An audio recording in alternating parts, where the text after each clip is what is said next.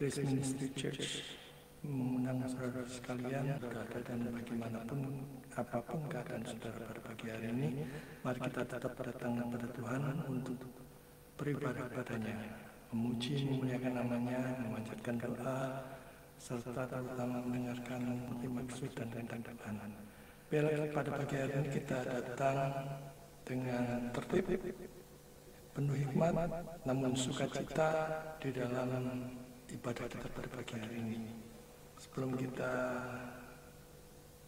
menjalankan ibadah online pada pagi hari ini, mari kita terlebih dahulu bersatu teduh, memohon hikmat, bimbingan, pimpinan, penyertaan Tuhan, supaya kita dilayakkan, supaya kita diberikan kekuatan, penghiburan, dan pengharapan, setelah kita dimampukan untuk menjadi pelaku-pelaku firman yang hidup.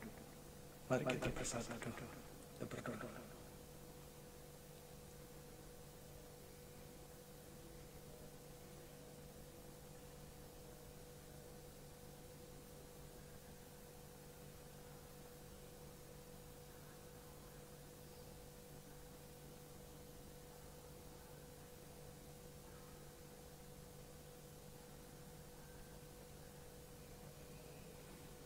Amin.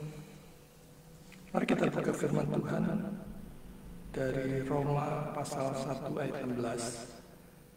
Sebab aku mempunyai keyakinan yang kokoh dalam Injil, karena Injil adalah kekuatan Allah yang menyelamatkan setiap orang percaya, orang Yahudi tetapi juga orang Yunani. Mari kita awali dengan memujikan pujian, terpujilah Allah, sebab hanya Allah Tritunggal di tempat yang maha tinggi yang layak kita puji, kita sembah, dan kita hormati. Kita pujikan dengan penuh sukacita, dengan menghayati setiap lirik lagunya dengan baik. Kita pujikan, terpujilah Allah.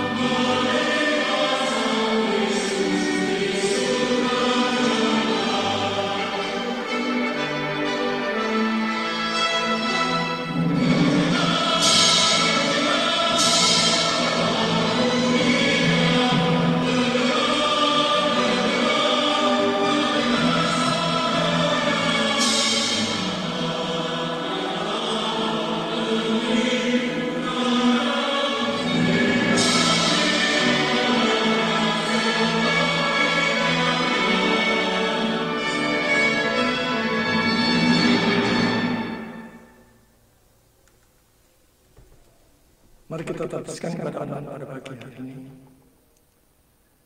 Ibadah online pada pagi hari ini diadakan di dalam nama Allah Tritunggal, Bapa, Anak, dan Roh Kudus, yang telah menciptakan langit, bumi, dan segala isinya, yang tak pernah meninggalkan pekerjaan tangannya, dan kasih setianya kekal selama-lamanya. Turunlah atas saudara-saudara sekalian anugerah dan damai sejahtera dari Allah Bapa kita dan dari Tuhan kita Yesus Kristus. Amin.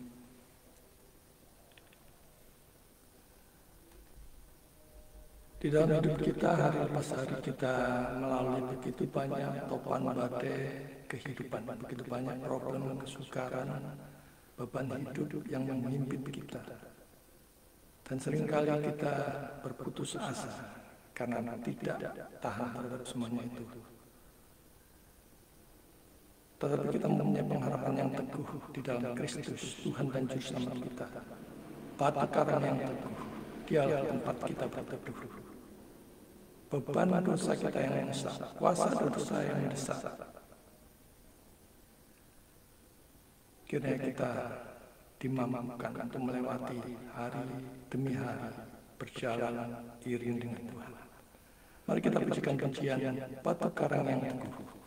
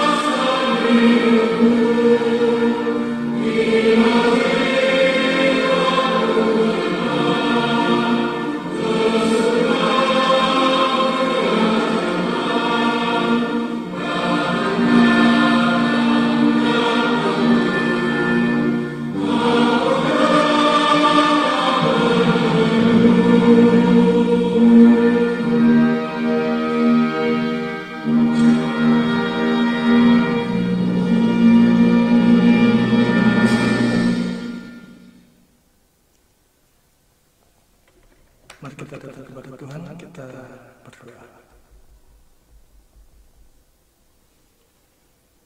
Bapa di surga, kami sungguh mengucap syukur pada pagi hari ini di mana Engkau telah memberikan kami kesegaran, Engkau memberikan kesempatan kepada kami hidup pada hari ini.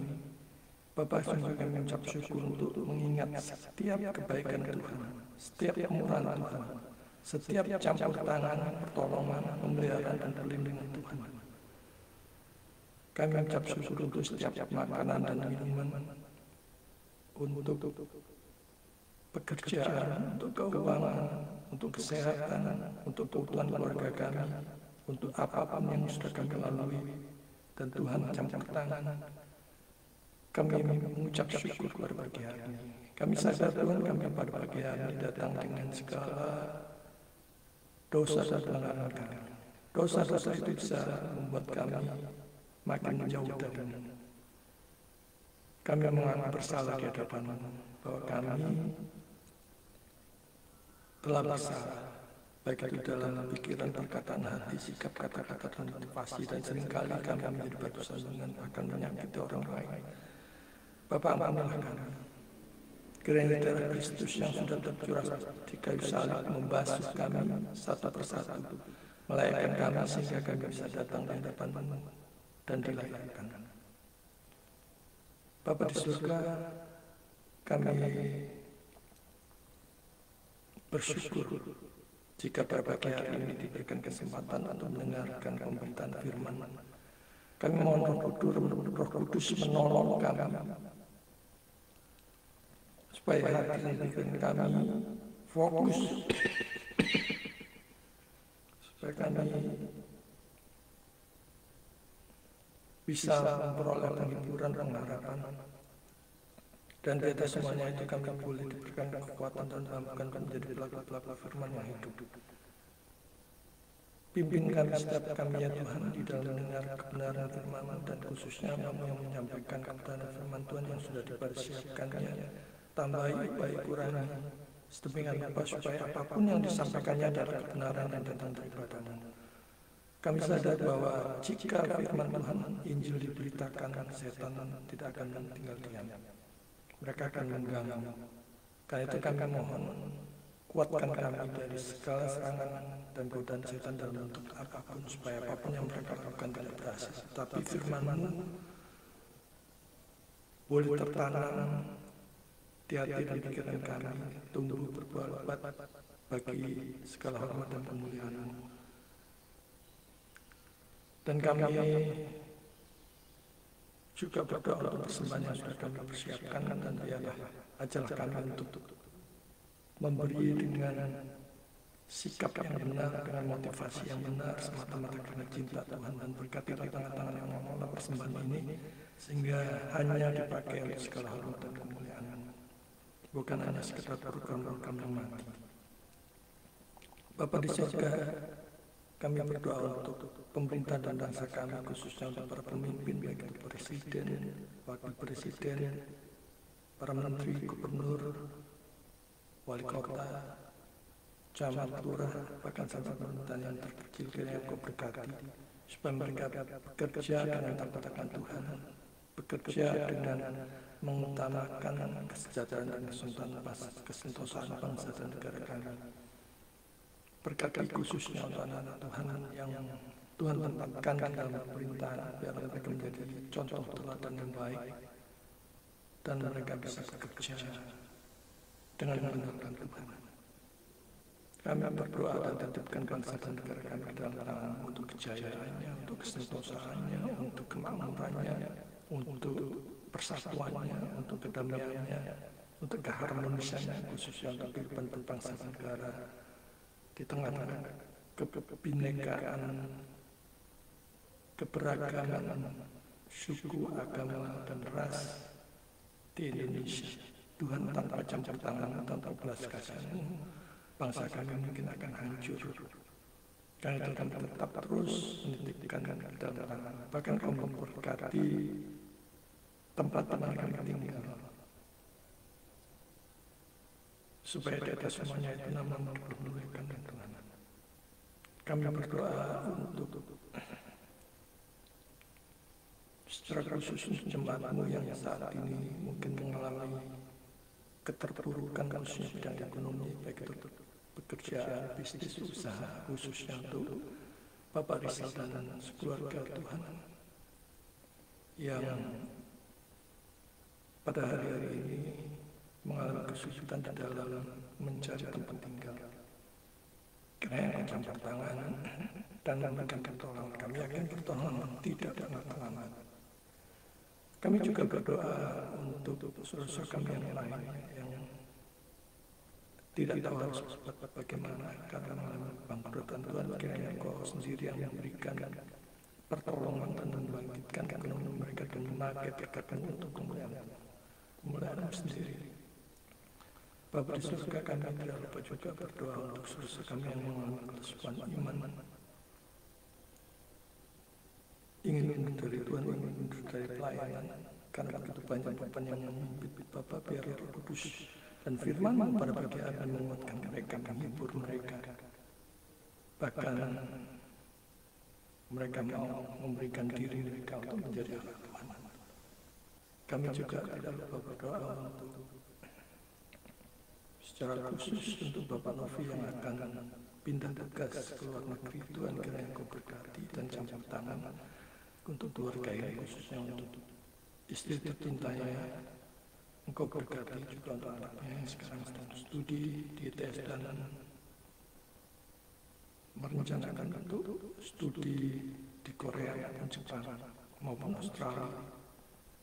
Tuhan, kiranya Engkau menyempurnakan segala rencana mereka, dan biarlah hanya rencana-Mu saja yang jadi, memberikan iman yang teguh kepada keluarga ini. Bapa di surga, terima kasih. Kami mau bersukacita dengan jemaat yang saat ini bersukacita karena pertambahan usia, karena menikmati berkat yang Tuhan berikan. Biarlah Engkau genapkan sukacita mereka, dan biarlah kami terus bersandar kepada-Mu, berharap kepada-Mu dan hanya mengandalkan-Mu. Bapa di surga, biarlah Engkau terus menopang kami, karena kami sadar tanpa pertolongan-Mu kami tidak bisa melakukan apapun. Kami menyerahkan diri kami sepenuhnya ke dalam tangan Tuhan, untuk masa depan kami, untuk kesehatan kami, untuk pekerjaan kami, untuk studi kami, ke dalam tangan-Mu. Terima kasih. Inilah doa permohonan kami yang kami alaskan hanya di dalam nama Yesus, satu-satunya Tuhan dan Juru Selamat kami yang hidup. Amin. Sebelum kita mendengarkan pemberitaan firman Tuhan, mari kita pujikan semua kata anugerah-Nya. Bila kita mengingat bahwa apapun yang sudah kita terima, termasuk juga kalau kita bisa percaya kepada Yesus sebagai satu-satunya Tuhan dan Juru Selamat, itu adalah karena anugerah-Nya. Bukan apapun yang ada daripada diri kita, tetapi semuanya karena anugerah-Nya. Mari kita pujikan semua kata anugerah-Nya.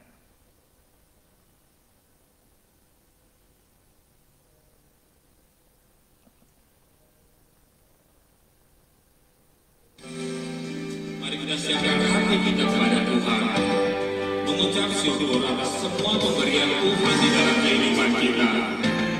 Dan apapun yang terjadi, itu hanya karena anugerah-Nya. Mari sama-sama kita angkat satu pujian. Semua karena anugerah-Nya.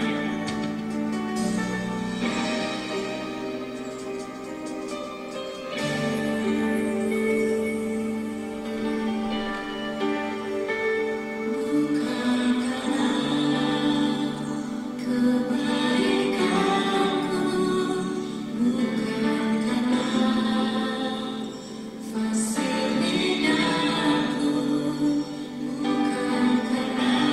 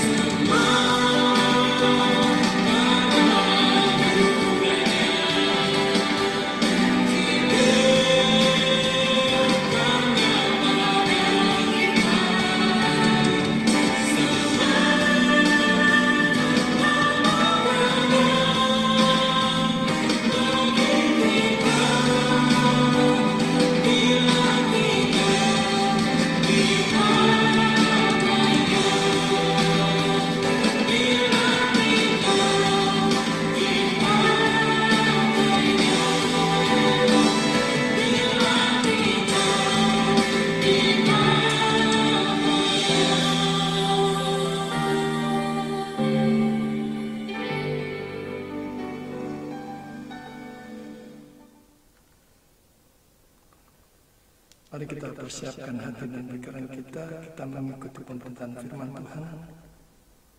Kita buka dari Perjanjian Baru 1 Korintus 9 ayat 13 sampai 14. Pagi hari ini kita akan merenungkan belajar firman Tuhan mengenai hamba Tuhan harus hidup dari pemberitaan Injil. 1 Korintus 9 ayat 13 sampai 14. Tidak tahukah kamu bahwa mereka yang melayani dalam bait Allah mendapat makanan dari bait Allah, dan bahwa mereka yang melayani mezbah mendapat bagian mereka dari mezbah itu? Demikian pula Tuhan telah menetapkan bahwa mereka yang memberitakan Injil harus hidup dari pemberitaan Injil itu.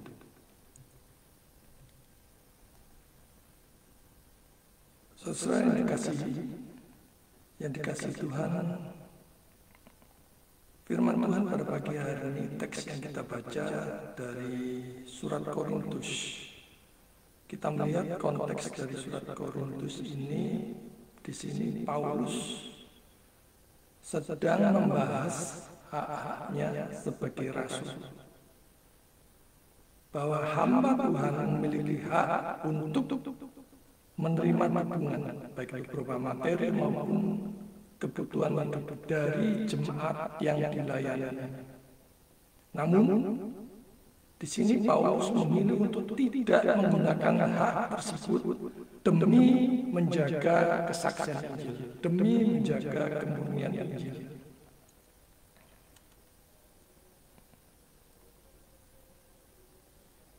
Di awal bagian teks yang kita baca tadi, kita melihat bahwa Paulus menyajikan atau menggambarkan prinsip dari perjanjian lama. Ya, kita lihat dari ayat 13. Paulus mengacu pada aturan di dalam perjanjian lama tentang para imam dan orang Lewi. Bilangan 18 ayat 8 sampai 31. Mereka menerima bagian dari korban persembahan untuk menopang kehidupan mereka, karena mereka melayani di rumah Tuhan. Jadi di sini kita melihat bahwa hamba Tuhan layak mendapatkan bagiannya. Melayani bait Allah, mendapat makanan dari bait Allah. Dan kita bisa membandingkan lembu yang menggiling gandum. Makin banyak menggiling gandum, makin diberi makanan lebih banyak. Kalau kita renungkan, bukankah seorang hamba Tuhan itu layak untuk mendapatkan perlakuan yang lebih dari seekor lembu? Hamba Tuhan itu hamba Allah, pencipta langit dan bumi ini. Hamba Tuhan yang menyampaikan, memberitakan maksud dan kehendak Tuhan melalui firman. Maka jemaat harus menghormati firman yang disampaikan, menghormatinya sebagaimana firman yang sudah disampaikan di dalam pelayanan. Jadi bukan ala kadarnya, bukan sekedar diperlakukan yang tidak sepantasnya atau dia abaikan kebutuhan hidupnya. Apalagi kalau dia sampai kekurangan hingga kemudian dia mencemaskan dan bisa mengganggu pelayanannya karena kebutuhan hidup yang tidak terpenuhi, yang tidak dipenuhi jemaat. Hamba Tuhan, khususnya yang memberitakan firman Tuhan, yang bernilai kekal, itu berhak dihormati 2 kali lipat. 1 Timotius 5 ayat 17. Mereka yang melayani mezbah mendapat bagian mereka dari mezbah. Bandingkan juga 1 Timotius 5 ayat 18. Janganlah engkau memberangus lembu yang sedang mengirik, dan lagi seorang pekerja patut mendapat upahnya. Jadi di sini kita melihat bahwa prinsip bahwa pelayan Tuhan jangan sampai kekurangan, jangan sampai mempermalukan Tuhan dengan meminta-minta secara negatif di mata orang. Pelayan Tuhan jangan sampai terabaikan kebutuhan dasar hidupnya. Apalagi mereka yang sudah memasuki pensiun dan mulai lemah tenaganya. Gereja harus memperhatikan kecukupan kebutuhan hidup para hamba Tuhan agar terpenuhi, agar mereka bisa fokus pada pemberitaan firman atau Injil yang murni, yang mengarahkan orang pada jalan keselamatan melalui Kristus. Pekerjaan mereka yang memberitakan Injil, memberitakan firman itu, nilainya adalah kekal, bernilai kekal, jauh lebih bernilai daripada harta yang paling bernilai di dunia ini. Jadi pengertian ini harus dijaga semurni mungkin, yaitu motivasi yang murni melayani Tuhan semata-mata karena cinta Tuhan. Jangan sampai terpolusi oleh hasrat, keinginan, tamak, ragus, ataupun menyalahgunakan jabatan, kedudukan di dalam gereja. Yang kedua adalah prinsip keadilan dan kemurahan Allah. Prinsip ini adalah refleksi dan keadilan Allah. Allah mengatur agar mereka melayani Dia penuh waktu, tidak dilalaikan kebutuhan kehidupannya, tidak dilalaikan kebutuhan hidupnya. Sebab pekerjaan mereka adalah pekerjaan surgawi yang tidak bernilai. Namun hal ini tidak boleh dimanfaatkan untuk kerakusan, ketamakan, keegoisan diri sendiri ataupun kelompoknya sendiri.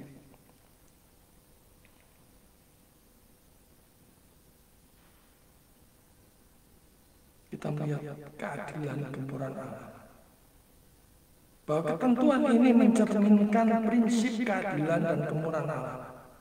Jika gereja gagal mendukung para pelayannya, para pelayan Tuhan, maka pelayanan Injil dapat terganggu.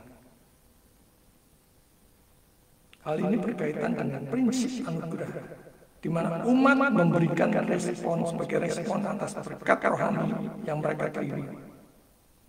Mendukung pekerjaan Allah tanpa mengharapkan imbalan. Memberi jangan dengan motivasi untuk merugi dan sebagainya. Berikutnya adalah prinsip ketaatan. Dukungan materi atau kebutuhan hidup untuk para pemberita Injil adalah bentuk ketaatan kepada prinsip Alkitabiah dan tanggung jawab gereja untuk mendukung pelayanan mereka. Jadi ini bukan soal tanda petik upah, tetapi ada cara Allah di dalam memelihara hamba-hambanya melalui umatnya.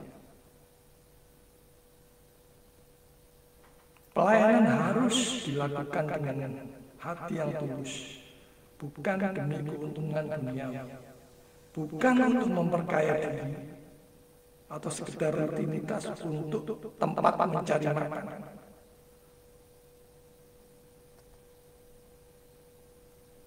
Dan berikutnya firman Tuhan menegaskan di situ bahwa Allah menetapkan. Ketetapan Allah itu agung dan mulia, sungguh baik dan sempurna. Jadi tidak perlu dicemaskan, tidak perlu diragukan, tidak perlu dikhawatirkan di dalam kita menjalani ketetapannya. Ketetapan itu layak untuk kita kerjakan, untuk kita laksanakan, untuk kita lakukan. Jadi jangan pernah melawan, menentang ketetapan Allah dengan dalil atau banyak alasan yang dibuat-buat. Padahal sebenarnya mampu memberi apa yang menjadi hak hamba Tuhan tersebut. Kalau memang tidak mampu, Allah akan mencukupkan mereka dengan cara lain.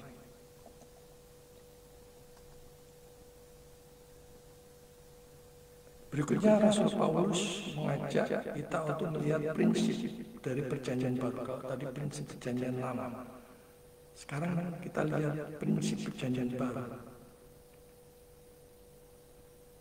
Artinya para hamba Tuhan, para pemberita Injil itu mendapat makanan, mendapat bagian, mendapatkan pemenuhan kecukupan kebutuhan hidupnya. Pelayan Injil adalah panggilan ilahi yang menuntut perhatian penuh dari hamba Tuhan. Tidak bisa asal-asalan kepala kadang. Pemberitaan Injil adalah tugas suci yang memerlukan perhatian total. Seorang hamba Tuhan yang sungguh-sungguh itu akan mempersiapkan firman Tuhan dengan teliti, dengan fokus.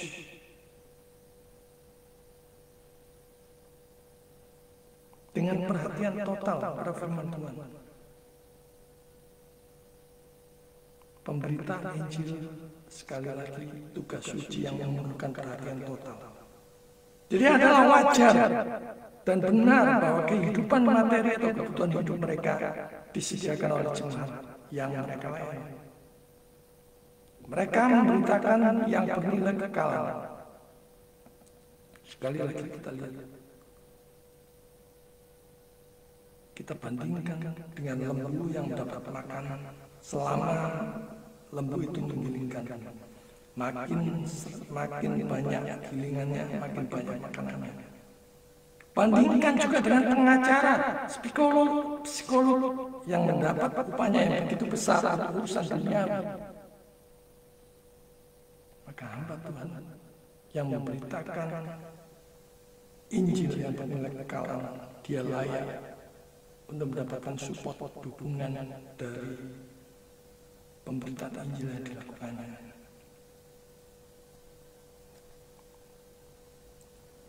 Mereka yang memberitakan Injil harus hidup dari pemberitaan Injil itu. Kedengarannya menakutkan, bahkan mengkhawatirkan kalau menjadi seorang hamba Tuhan. Makanya nggak heran saudara kalau banyak para orang tua yang takut menyerahkan anaknya bagi Tuhan untuk STT atau seminari manapun. Dan banyak yang terjadi kecuali sudah tidak ada harapan lagi. Apa boleh buat? Anak-anak yang bagus-bagus, yang pintar-pintar disekolahkan di kedokteran, di bisnis administrasi, pengacara dan sebagainya. Sementara yang kurang bagus, ya jadi alternatif terakhir. Bolehlah dipersembahkan, disekolahkan, dipersembahkan bagi Tuhan, disekolahkan untuk menjadi hamba Tuhan. Dan saudara bisa bayangkan jika hamba Tuhan yang dipersiapkan dari orang-orang persembahan yang sisa-sisa, bagaimana kualitasnya?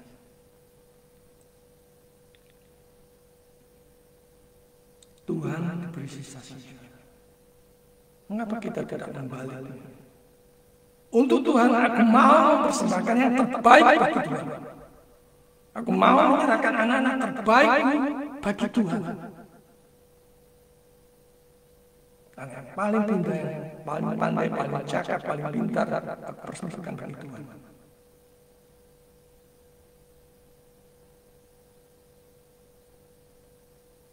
Saudara bisa bayangkan betapa buruknya mempersembahkan kepada Tuhan asal-asalan.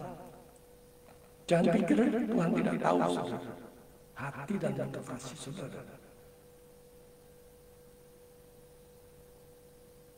Maka mari kita mengubah bahwa anak yang paling cakap, yang paling pintar, selayaknya menjadi calon hamba Tuhan, menjadi abdi Allah.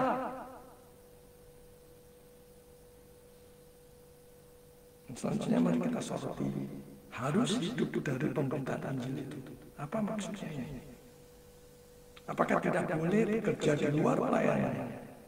Apa harus bersandar berserah sepenuhnya kepada Tuhan? Jatuh dalam fatalisme? Tidak.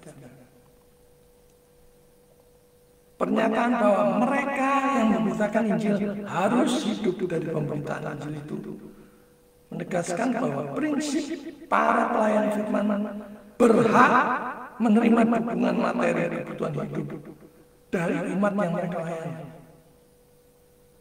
yang telah menerima berkat dari pemberitaan firman Tuhan di dalam pelayanan. Kalau saudara ART sudah bisa royal, mengapa kepada para hamba Tuhan, para pemberita firman api Allah yang mengarahkan saudara pada kekekalan, saudara begitu pelit? Atau mungkin saudara khawatir dengan dalih takut itu akan diselewengkan nanti? Atau saudara begitu melekat pada materi keduniawian yang sebenarnya mengarah pada ketamakan, kerakusan, keegoisan? Pagi hari ini jujurlah kepada Tuhan. Tuhan tahu semuanya. Jadi ini adalah pengaturan ilahi untuk mendukung pekerjaan penginjilan dan pelayanan gereja, bukan sebagai dasar untuk keserakahan atau kekayaan pribadi, melainkan untuk keberlangsungan pelayanan dan kecukupan kebutuhan hidup kesejahteraan para hamba Tuhan. Pernahkah saudara tergetar melihat para pelayan di pedesaan, para pelayan hamba Tuhan di pedesaan dan pedalaman yang hidup hanya dengan 350.000 setiap bulannya dan harus bekerja yang lain untuk mencukupi keluarganya dan berjuang memberitakan Injil firman Tuhan di sisi lain?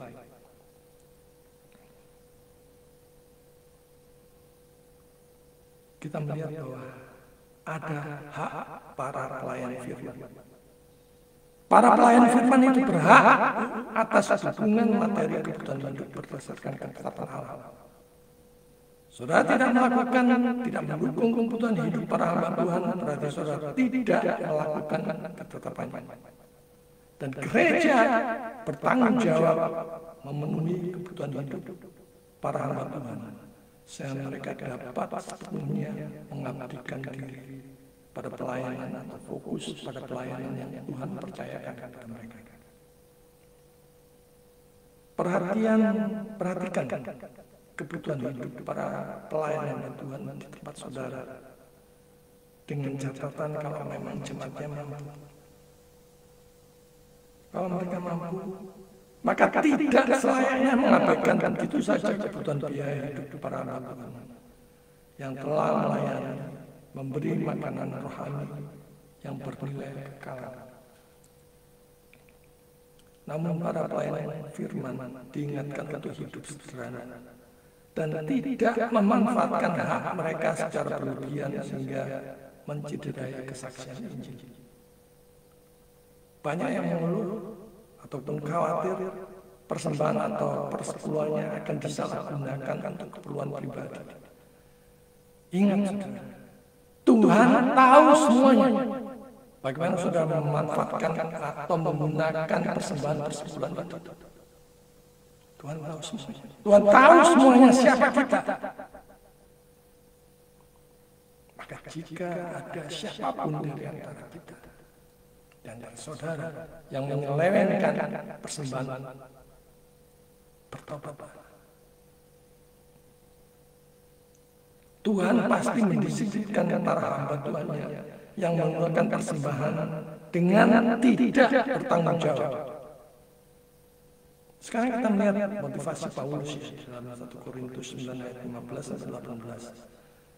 Di sini Paulus tidak memaksakan hal ini karena ia tidak ingin menjadi batu sandungan.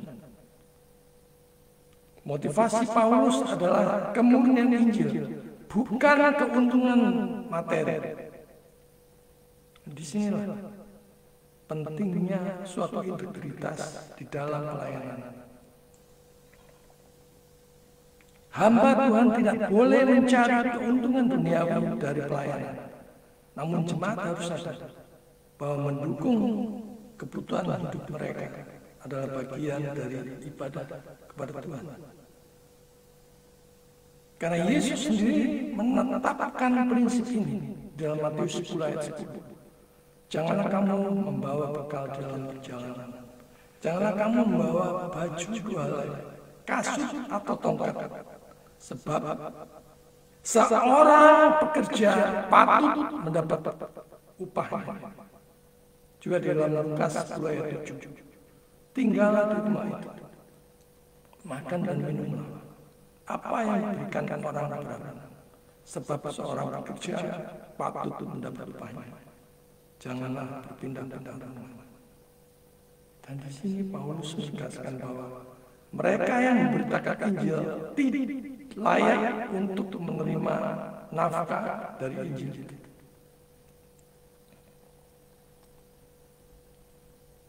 Lantas, apa relevansinya bagi gereja pada masa ini?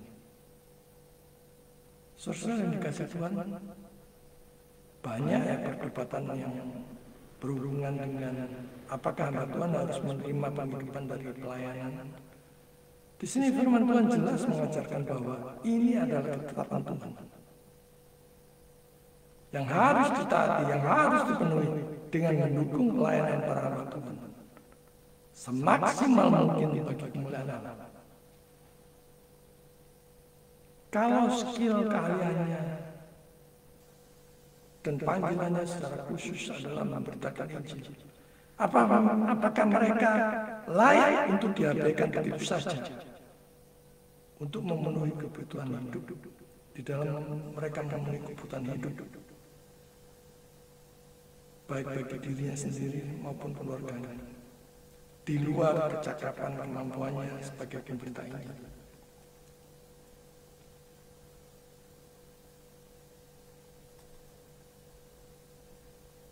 Dari sini kita bisa merenungkan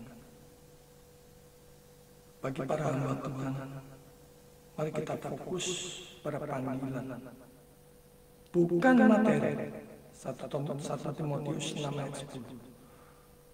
Karena akar segala kejahatan ialah cinta uang. Sebab oleh memburu uanglah beberapa orang telah menyimpang dari iman dan menyiksa dirinya dengan berbagai riba. Jaga integritas dan jangan kompromi terhadap Injil demi keuntungan atau mencari keuntungan, mencari makan dengan kedok pelayanan bagi jemaat.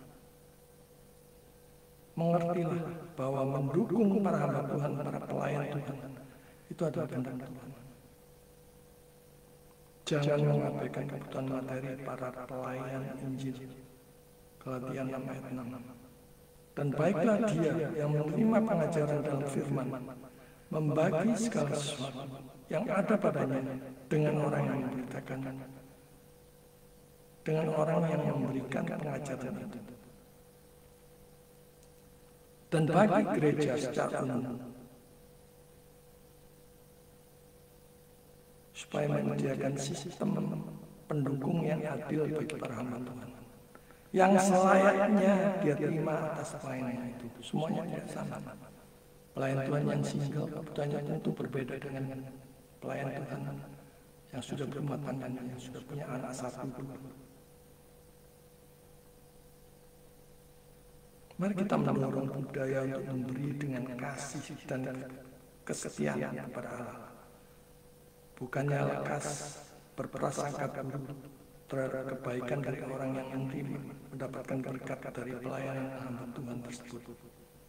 Sekali lagi, lembu yang memilih gandum saja mendapatkan makanan bagiannya.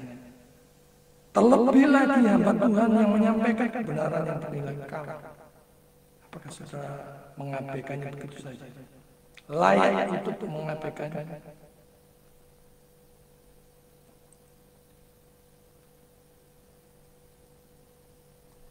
Firman Tuhan pada pagi hari ini mengajarkan kita tentang keseimbangan antara hak hamba Tuhan untuk menerima dukungan materi ataupun kebutuhan hidup dan kewajiban mereka untuk melayani di dalam mereka melayani dengan rendah hati dan penuh tanggung jawab semata-mata karena cinta Tuhan. Tidak bisa kita menekankan yang satu dengan mengabaikan yang lain. Dukungan ini bukan untuk mencukupkan kebutuhan hamba Tuhan semata-mata, melainkan untuk memungkinkan pelayanan mereka berjalan dengan efektif, berkelanjutan sesuai dengan panggilan Allah. dan bisa terus berkesinambungan dan Injil Tuhan terus diberitakan. 1 Korintus 9 ayat 14. Tuhan sendiri yang menetapkan prinsip ini. Mengabaikannya berarti melawan ketetapan Tuhan. Pada pagi hari ini, jemaat dipanggil untuk mendukung pemberitaan Injil dengan penuh sukacita. Sementara sisi lain, para hamba Tuhan dipanggil untuk melayani dengan kesetiaan dan kerendahan hati. Bahkan sekalipun mereka diremehkan, diacuhkan, tidak dihargai. Sebab yang menggerakkan seorang adalah Allah sendiri.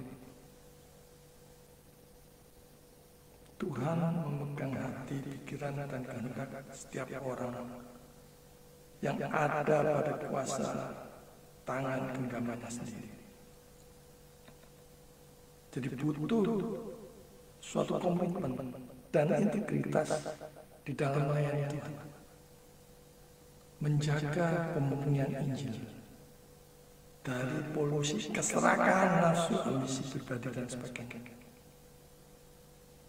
Saudara-saudara dikasih Tuhan, mari kita mendukung, support para pelayan hamba Tuhan, mendukung kebutuhan hidup mereka, support kebutuhan hidup mereka bagi kemuliaan Tuhan, agar Injil firman Tuhan terus diberitakan dan makin tersebar, setengah Tuhan makin dipermuliakan. Tuhan memberkati. Amin. Mari kita berdoa.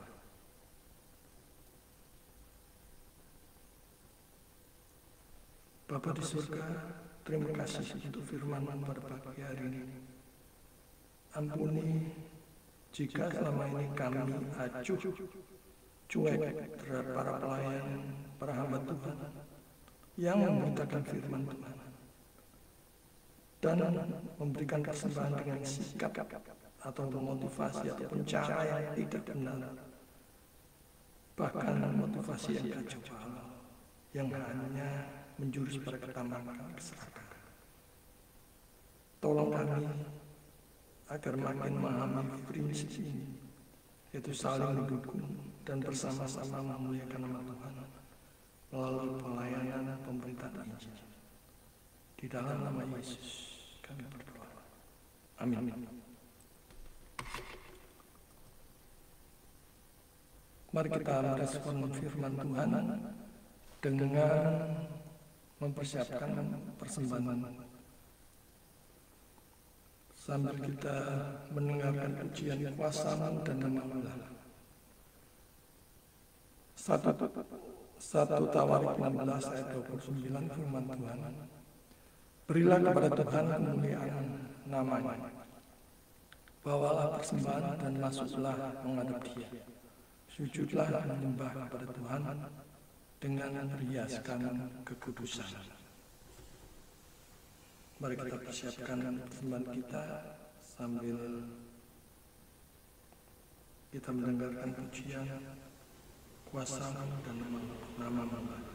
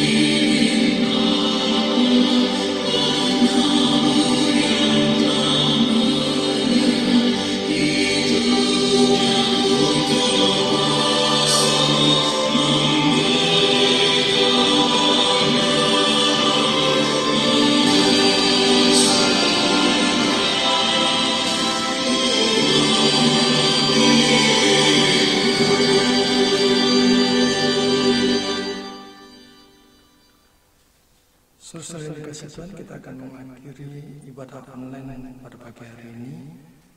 Marilah kita kembali berjalan bersama dengan Tuhan menghadapi hari demi hari, menghadapi segala tantangan dan cobaan dalam hidup ini. Dan kita terus belajar firman Tuhan, memberitakan firman Tuhan, memberitakan Injil, melayani, dipakai Tuhan sebagai alatnya. Dan biarlah pada pagi hari kita berkomitmen untuk siap dipakai sebagai alat Tuhan bagi pemberitaan Injil, dan kita menyediakan diri untuk mendukung support para hamba Tuhan yang setia memberitakan Injil, mengajar kebenaran, supaya banyak jiwa dibawa kepada Yesus, percaya kepada Juru Selamat, dan diselamatkan.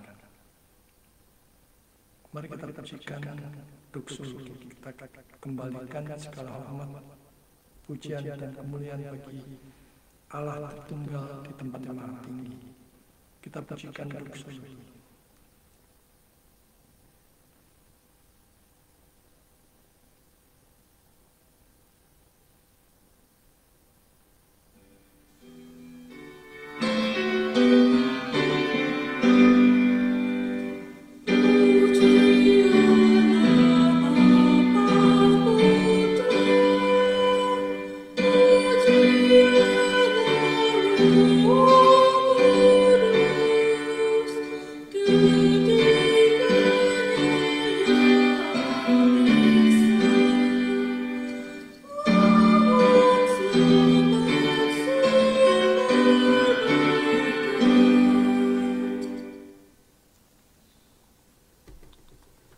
Saudara terkasih, arahkanlah hati dan pikiranmu kepada Tuhan dan terimalah berkat Tuhan.